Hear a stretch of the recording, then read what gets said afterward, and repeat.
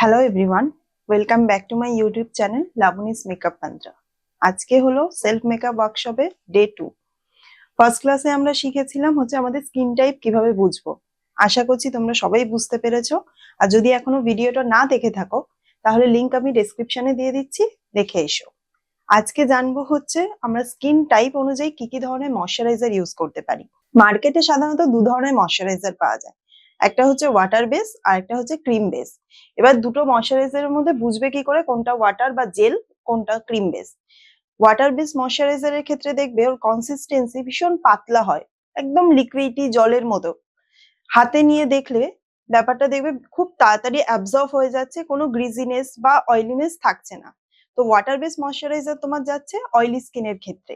Oily স্কিনের ক্ষেত্রে যেহেতু তোমার প্রথম থেকেই স্কিনটা ভীষণ অয়েলি থাকে, অয়েল সিক্রিয়েশন হয়, সেক্ষেত্রে তোমরা যদি ক্রিম বেস ময়শ্চারাইজার ইউজ করে নাও মুখটা আরো গ্রিসি হয়ে যাবে মেকআপ করলে, সেই ক্ষেত্রে মেকআপ তোমাদের বসবে না। তো সেখানে তোমাকে কি ব্যবহার করতে হবে? Water base moisturiser. Water base moisturiser মধ্যে সব থেকে ভালো হচ্ছে এটা পিএসির অ্যাকোয়া ব্লাস্ট। এটা যদি তুমি হাতে নিয়ে দেখো,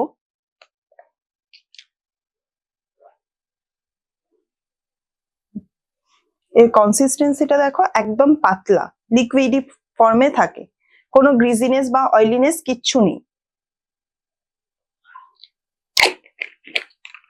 তো এটা তোমার স্কিনে হাইড্রেশনও দেবে, প্লাস তোমার স্কিনের মেকআপ করলে এরপরে ড্রাই, এটা সবটাই বলছি আমি অয়েলি স্কিনের ক্ষেত্রে, ঠিক আছে? অয়েলি স্কিনে তোমরা সবসময় ওয়াটার বেস বা জেল বেস যে কোনো ময়শ্চারাইজার ইউজ করতে পারো।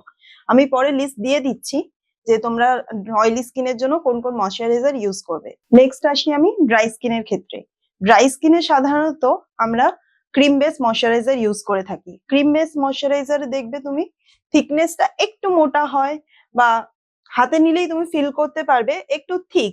ব্লেন্ড করতে তোমার একটু টাইম লাগছে, এবং ব্লেন্ড করার পরে দেখবে একটু চকচকে ভাব আছে, অয়েলি পোর্শনটা আসছে। তো ড্রাই স্কিনে সবসময় অয়েল বেস ময়শ্চারাইজার ইউজ করতে হয়। এর কারণ তোমার যে এই পোর্শন গুলো প্রচন্ড ড্রাই হয়ে যাচ্ছে, বা এই পোর্শন গুলোতে ড্রাই হচ্ছে, সেখানে তুমি যদি অয়েল বেস ময়শ্চারাইজার ইউজ না করো, তোমার স্কিনের হাইড্রেশন প্রপারলি হবে না। তারপরে যদি তুমি ওয়াটার বেস ময়শ্চারাইজার লাগিয়ে ফাউন্ডেশন লাগাও, ফাউন্ডেশনটা দেখবে কিছুক্ষণ পর থেকে ফেটে যাচ্ছে, শুকনো লাগছে, মুখটা ড্রাই লাগছে, সেই হাইড্রেশনটা নেই। তাই সবসময় ড্রাই স্কিনের ক্ষেত্রে অয়েল বেস ময়শ্চারাইজার বা অয়েল ইউজ করতে পারো, বা ক্রিম বেস ময়শ্চারাইজার ইউজ করতে পারো।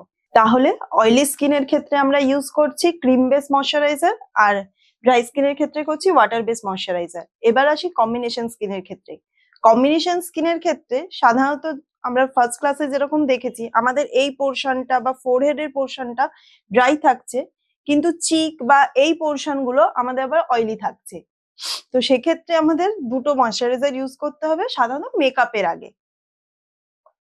কেননা তুমি যদি মেকআপের আগে এই পোর্শনটা যেহেতু তোমার অয়েলি, এখানে ক্রিম বেস ময়শ্চারাইজার ইউজ করে নাও, আর এই পোর্শনটা ড্রাই, পুরো মুখে যদি ক্রিম বেস ময়শ্চারাইজার ইউজ করো, তাহলে তোমার যে পোর্শন গুলো অয়েলি থাকছে সেখান থেকে কিছুক্ষণ পর অয়েলি সিক্রিয়েশন হবে। তার উপর যদি তুমি ফাউন্ডেশন ইউজ করো, দেখবে ফাউন্ডেশনটা ওখান থেকে সরে যাচ্ছে।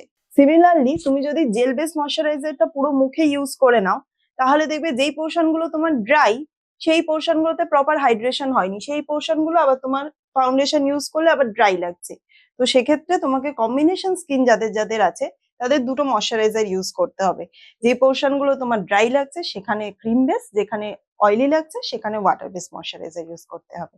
ময়শ্চারাইজার কেনার সময় যদি ওখানে লেখা থাকে, ভালো করে দেখবে ক্রিম বেস, হাইড্রেটিং, ইলিমিনেটিং, রেডিয়েন্ট, এই ওয়ার্ড গুলো যদি দেখতে পায়, তাহলে এই ময়শ্চারাইজারটা পারফেক্ট ফর তোমার ড্রাই স্কিন, ঠিক আছে?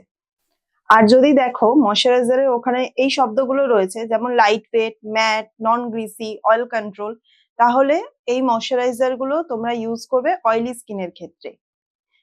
নেক্সট আমি অয়েলি স্কিন আর ড্রাই স্কিনের কি কি ময়শ্চারাইজার ইউজ করতে পারো সেটার একটা চার্ট পরে দিয়ে দিচ্ছি, সেটা তোমরা দেখে নিও। সেটা দেখে খুব ইজি হবে তোমাদের সিলেক্ট করতে।